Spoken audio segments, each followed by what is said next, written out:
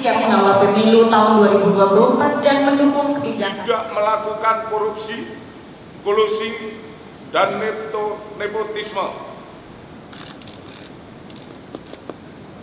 Dengan integritas, saya kira ini juga bukan.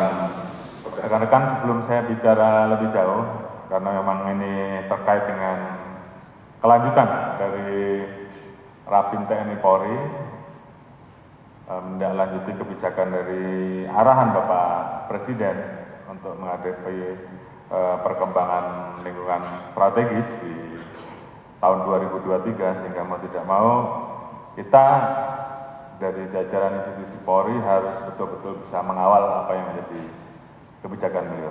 Di sisi lain, kita juga harus mengawal berbagai macam kebijakan, mulai dari kegiatan yang terkait dengan event internasional yang tentunya ini juga ada risiko-risiko. Salah satu yang paling dekat adalah kejuaraan Piala Dunia U20 yang tentunya di situ ada potensi terkait dengan kesebelasan atau negara Israel yang ikut di dalam pertandingan tersebut, dan juga ASEAN Summit yang akan dilaksanakan di Labuan Bajo, dan ini juga tentu memerlukan pengamanan ekstra, sehingga kemudian pada saat KTT kemarin kita bisa melaksanakan pengamanan dengan baik.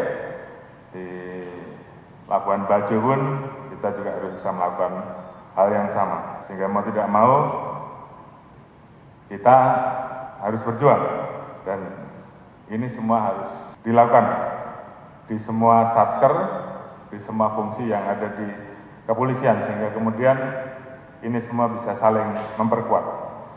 Karena apapun yang namanya kepercayaan publik adalah mutlak dan harga mati yang harus kita perjuangkan. Kemudian terkait dengan penyelesaian perkara, ini juga tentunya tidak semua kasus yang rekan-rekan tangani ini kemudian bisa selesai.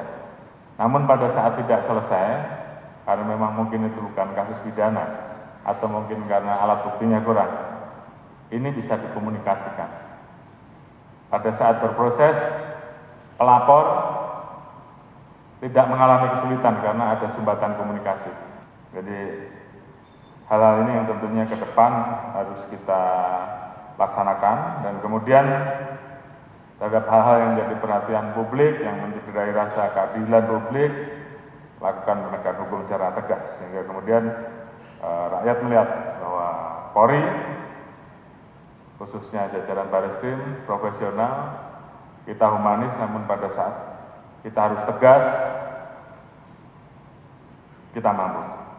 Hal-hal yang tentunya berdampak negatif, perilaku menyimpang, mau tidak mau harus kita hindari semaksimal mungkin.